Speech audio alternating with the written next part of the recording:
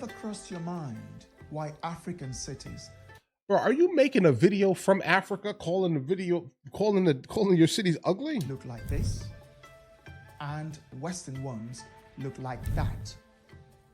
Have you also ever wondered why African cities are littered with rubbish and have open gutters while Western and other cities outside Africa Okay, hold on. appear clean and well maintained? Does a country have to be wealthy to have well planned, litter free streets? In general, why is urban planning in Africa so poor compared to the West and East Asian countries, or even the GCC countries? Take a look at your cities like Onitsha in Nigeria, Kano, Enugu, Abeokuta, Ibadan, Nairobi, Abidjan, Accra, Luanda, Yaoundé, Douala, Kinshasa, or Kampala. The haphazard urban planning in these cities, marked by open gutters, rubbish-filled streets, inadequate infrastructure, resembles something designed by the same architect. No, not at all. Like not at all. Like the places that he just mentioned, yeah, absolutely. Yeah. Oh, yeah. There's a lot of like trash and like, the smell of like, defecation and things like that that are kind of prevalent in places like this occasionally, right? Again, not all of the continent of Africa, but some of the cities that he just mentioned here. In fact, yeah, that's kind of what's happening here.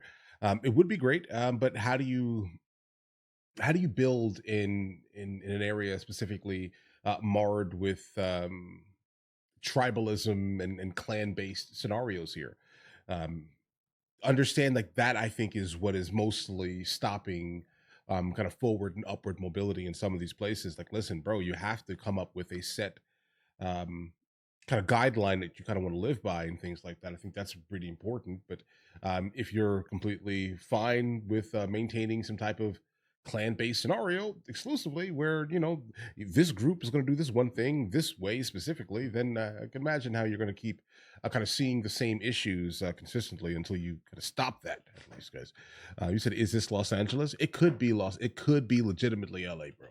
There is often a Wait, noticeable wait. absence of trees, Oh, hey, Viper. Yeah, most likely. pavement, and a structured urban planning when compared to cities outside Africa. Do we need to be wealthy to plan and maintain our No, streets? better How is coordinated. it possible that we have leaders running the various African countries who see this mess but seem to do little to address it?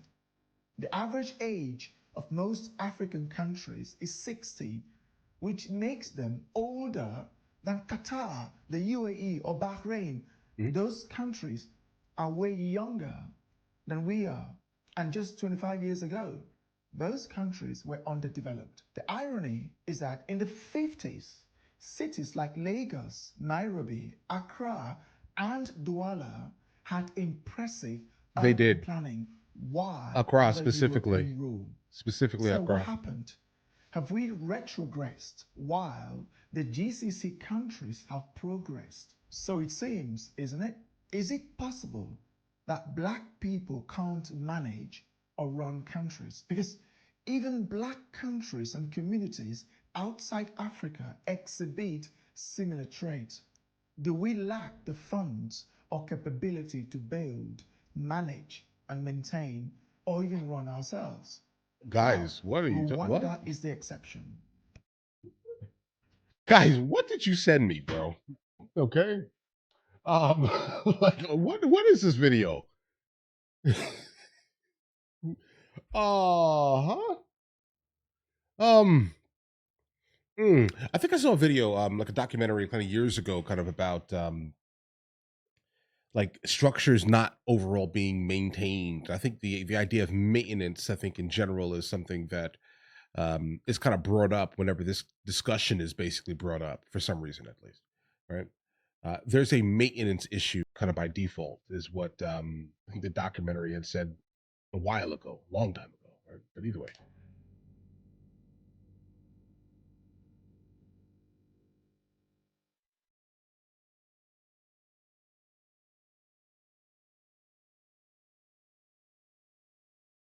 Paul Kagame runs a landlocked country that is 10 times smaller than Ghana, Gabon, Uganda, and has a GDP of barely 15 billion US dollars, which is less than the wealthiest black man, Nigerian Aliko Dangote. Yet, he has transformed Kigali into a clean, disciplined, and well-organized city. Guys, someone asked me, like, what would be my favorite place within the continent of Africa? It's Rwanda. It's right here. Kigali specifically, like right here. This is not like a good majority of the region. Let's just say this year. But yeah, this city is fine, like perfectly fine. You're fine. You can go there, experience life. It's great. So it isn't necessarily about being wealthy. Every major infrastructure in Black Africa was built by but also understand what happened in Rwanda. Kenyan motorways, Angolan airport, Nigerian, Tanzanian, Ghanaian, multiple groups Senegalese trains, fighting for one. And now there's one. Other major infrastructure in Black Africa were built by non-Black Africans. So why is it that after over 60 years of independence, no Black African country has managed to construct a 50-meter bridge or a 50-meter high-rise building? Our streets suffer from a lack of trees, poor maintenance, chaotic driving, pothole-ridden roads, and an overall sense of disorder. What are we doing wrong? Is it corruption, tribalism, or perceived inability to manage our resources? Yeah, it's literally the two things. I'm telling you, the massive problem with the continent of Africa is tribalism. Period. It is just tribalism. If you want to fix everything, do what I know. Do not do what Rwanda did. Okay, that's crazy. Don't do that.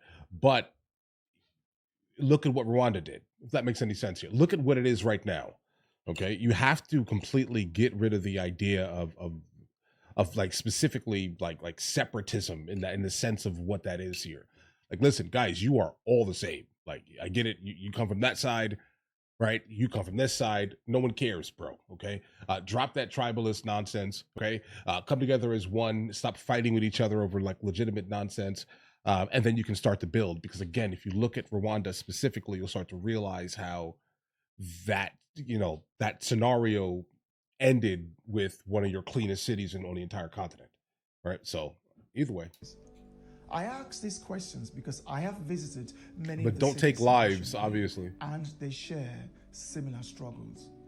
It took the UAE, Qatar, Bahrain, and others less than 30 years to fix up their country. Why can't we do it in 60 years? Because you're fighting each other. While others build infrastructural marvel, we are busy fighting ourselves over what tribe is superior or what version of the foreign religion, Islamic Muhammad or Christianity Jesus, is the correct one. While other nations develop robust educational systems, we are busy complaining about racism and how everyone else hates us.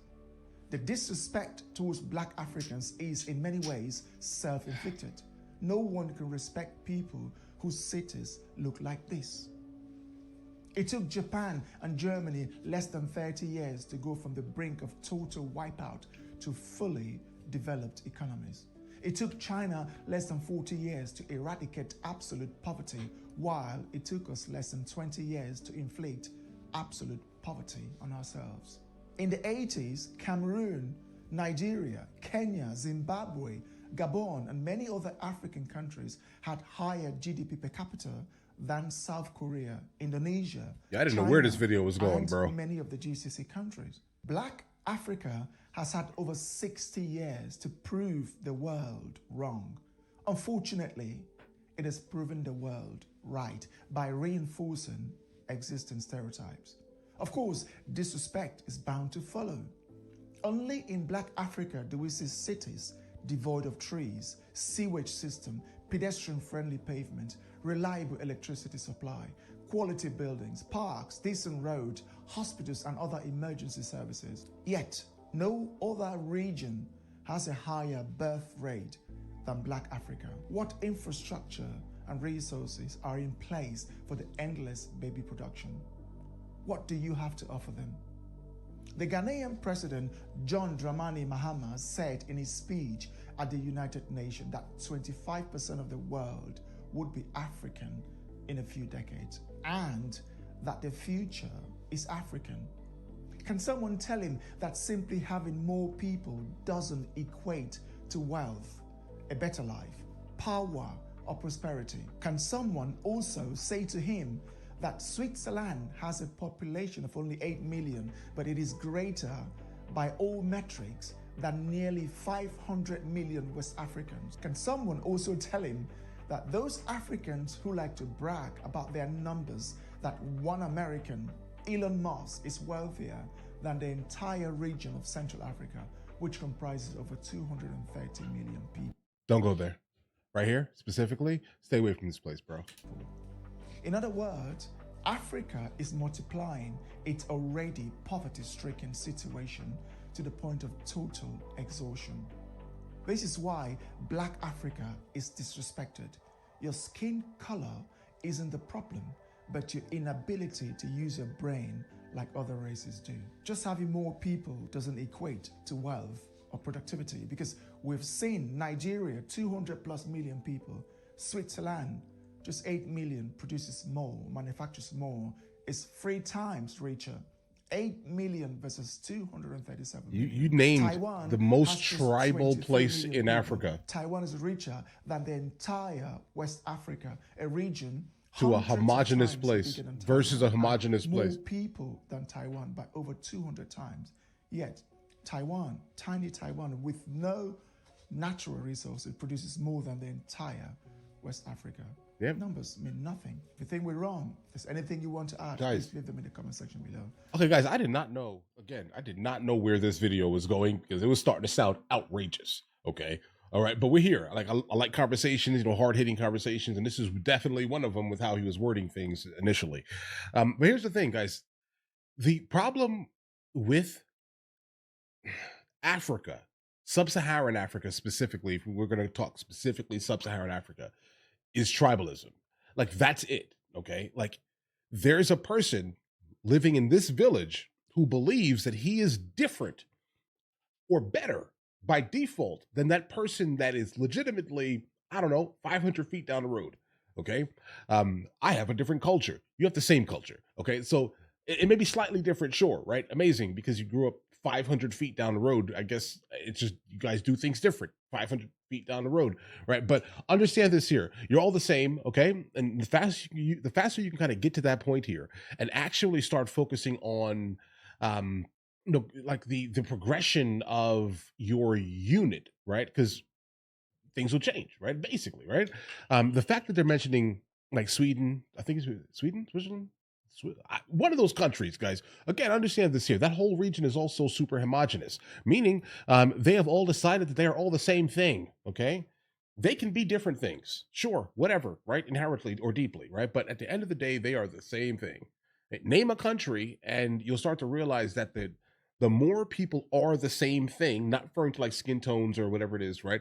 I'm talking about culture. The culture is what matters here. So the more everyone is the same thing, the further things generally end up going. Let's just say culturally, right?